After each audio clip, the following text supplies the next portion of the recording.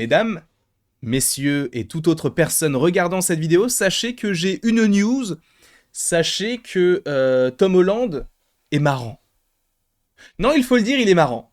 Il est marrant parce que il a déclaré certaines choses sur le futur de son personnage. Hein. Pour rappel, Tom Holland interprète Spider-Man dans le MCU. Mais il est marrant. Il est quand même marrant. Et à tel point qu'il tutoie les Redouane Bougueraba, le comte de Boudherbala, qui sont certains des humoristes que j'affectionne tout particulièrement. Mais quand j'ai lu ce que je vais vous lire, j'étais quasiment en fou rire. Parce que il n'y a pas de spoil, ne vous inquiétez pas, vous pouvez très bien attendre Spider-Man 4 sans vouloir être spoilé, mais vous êtes au bon endroit. Mais Tom Holland a déclaré qu'il ne jouerait plus, enfin qu'il jouerait Spider-Man que si on te raconte une bonne histoire. En soi, je suis d'accord avec lui. Je suis d'accord avec lui, il faut que Spider-Man ait une bonne histoire, il faut qu'il soit bien développé, qu'on ait des méchants qui soient utiles pour, eh bien, son évolution dans le MCU. Mais, tu crois que tu décides quelque chose, toi? Non, tu décides de rien. Donc si, admettons, Sony te dit, toi, tu vas être dans la scène post-générique de Madame Web parce qu'on en a besoin, tu iras. Parce que tu as ce qu'on appelle un contrat. D'accord? Et il faut revenir sur certaines choses. Lorsque nous avons eu Spider-Man Across de Spider-Verse, on a eu l'évocation de Amy Pascal qui disait oui, il y a une nouvelle trilogie, on travaille dessus. Et là, Tom Holland te dit moi je ferai des films que si je sens que tu vas les faire. Tu vas les faire. Et c'est pas moi qui te l'ordonne, c'est ton contrat. Parce que si tu as signé pour faire une nouvelle trilogie, c'est que tu vas faire 3 films de plus au minimum, puisque je vous rappelle qu'un Avengers aujourd'hui sans Spider-Man, ça risque d'être un petit peu compliqué. Donc il sera au moins dans 5 films. Donc sa trilogie, mais également The Kang Dynasty et Secret Wars. Sans compter l'univers de Sony. Parce que Sony, ils vont te dire nos films sont merdiques. Il n'y a pas d'explication, ils sont juste merdiques. Donc viens, mais vraiment une seconde. Un peu comme Michael Keaton l'a fait, parce que tu vois, il faut. Évidemment que Tom Holland n'a pas son mot à dire. Bien sûr. Et moi, c'est pas que ça me fait rire, c'est que ça me fait un peu de la peine, parce que lui, il veut juste simplement jouer son personnage, et il veut qu'il soit développé de la meilleure des manières, mais quand c'est développé par Sony et par Disney, bah ça risque d'être compliqué, parce que il risque de jouer Spider-Man dans 2 univers différents. Donc lui qui dit je veux bien choisir mes projets, mais en même temps on te dit bah en fait il y a un univers Spider-Man où il n'y a pas encore de Spider-Man et vu que tu as un contrat avec Sony, c'est toi qui vas le jouer, ce Spider-Man là, supposément. Hein. Ça risque d'être un petit peu complexe. Mais lisons un peu cet article, puisque Tom Holland donc a déclaré certaines choses plutôt intéressantes. Donc Tom Holland ne jouera à nouveau Spider-Man que si ça vaut le coup. En gros, c'est ce que cela signifie. On va lire tout ça ensemble. Peter Parker n'a pas été vu depuis Spider-Man No Way Home, et bien que l'univers, enfin du coup le MCU, continue d'avancer, son absence devient plus visible. Je vous rappelle quand même que ça va être complexe de se dire que le futur film Spider-Man ne se déroule pas juste après le 4e film. Enfin le 3e film plutôt, parce que si ça se passe, admettons, 2 ans plus tard, bah le côté un peu street qu'on attend du Spider-Man, on l'aura plus, hein, parce que je vous rappelle quand même encore une fois, que concernant Spider-Man 4, on partirait pas forcément sur cette idée-là. Attention spoiler, mais normalement, dans le film, on devrait avoir à nouveau du multivers. Et ça peut en gêner certains, ce que je comprends totalement. Donc même s'il n'est pas apparu dans un film depuis 2 ans à peu près, le vrai problème est de savoir comment une suite du succès du succès de Spider-Man No Way Home, qui a fait près de 2 milliards, je crois. Il a fait le milliard au moins, je ne sais plus exactement combien il a fait, peut-être 1,7 milliard, je ne sais plus. Le studio pourrait prendre le temps de développer, donc, enfin, de trouver une histoire qui mérite d'être racontée.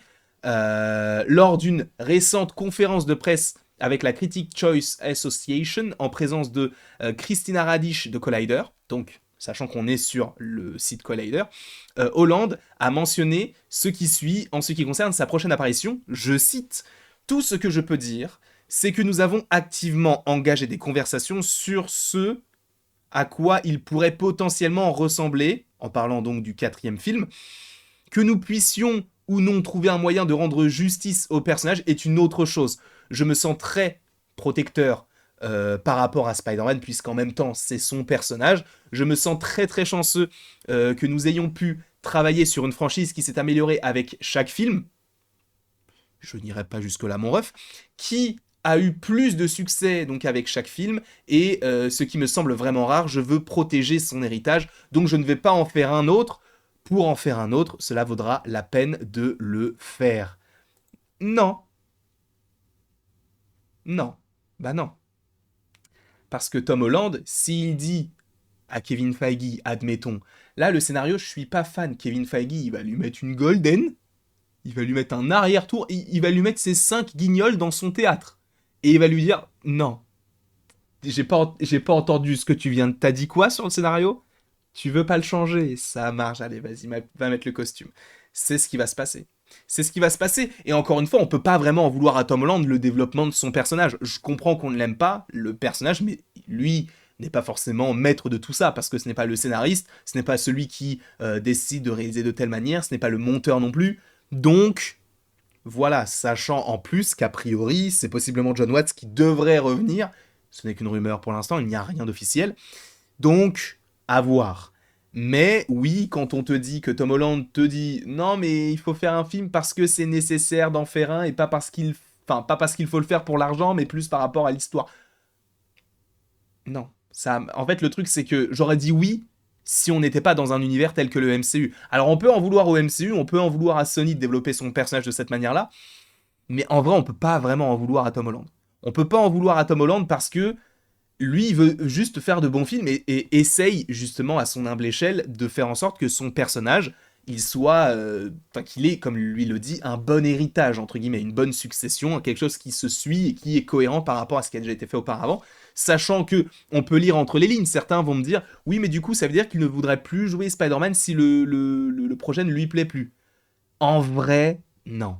Ça marche pas comme ça. Ça marche pas comme ça parce qu'en fait, le truc c'est que Tom Holland, il aura beau dire ce qu'il veut, il est fan du fait de jouer Spider-Man. Le mec, je vous rappelle que quand il y avait Far From Home, et qu'il y avait donc cette rupture de contrat entre Sony et Marvel, il y a des rumeurs qui disent que Tom Holland a appelé, je ne sais plus si c'était Sony, je crois que c'était Sony, en pleurs, en disant qu'il voulait continuer de jouer Spider-Man. Parce que si c'était bien fracturé comme c'était prévu, même si bon, on savait que ça allait revenir, hein, eh bien, on n'aurait plus vu Spider-Man du côté du MCU, mais plus du côté de Sony. D'accord? Donc, on le verra, je pense, du côté de Sony, parce qu'un univers de Spider-Man sans Spider-Man du côté de Sony, ça n'a pas de sens.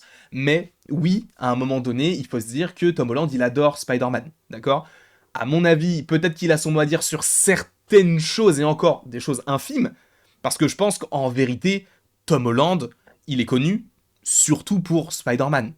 Parce que je veux bien qu'on parle des films qu'il a fait à côté, j'en ai vu et qui sont très bons. Par exemple, la série de Cherry, elle est plutôt intéressante. The Devil All the Time, c'est très intéressant également. Mais on va pas retenir son nom pour son rôle dans Uncharted. On va retenir son nom pour son rôle de Peter Parker. Là où Andrew Garfield, lui, il a fait du Spider-Man, mais il a fait Tu ne tueras point, il a fait Tic Tic Boom, il a fait plein de films à côté qui font que, oui, il a été Spider-Man, mais on ne le catégorise pas qu'en tant que Spider-Man. On l'aime en tant que Spider-Man. Là où Tom Holland, c'est surtout Spider-Man. Donc je ne dis pas que s'il quitte le projet, il n'aura rien à côté. Bien sûr qu'il va avoir plein de propositions, bien sûr. Mais je pense sincèrement qu'ils vont essayer de faire en sorte que les films s'améliorent, bien sûr, mais que de toute manière, Tom Holland n'ait pas son mot à dire et reste du côté du MCU. Parce que lui, même s'il dit non, je suis pas fan de ça, on va lui dire on s'en branle en fait, tu vas le jouer. Et c'est comme ça. On verra évidemment comment ça évolue par la suite. N'hésitez pas à me le mettre évidemment en commentaire. N'hésitez pas non plus à aimer, à partager, à commenter et vous abonner si ce n'est pas déjà le cas. Et après tout ceci, il ne me reste plus qu'à vous dire à la prochaine pour la prochaine. Et bien sûr, encore une fois, sache que vous pouvez, plutôt, sachez que vous pouvez, ou sache que tu peux aimer, partager, commenter et t'abonner si ce n'est pas déjà le cas.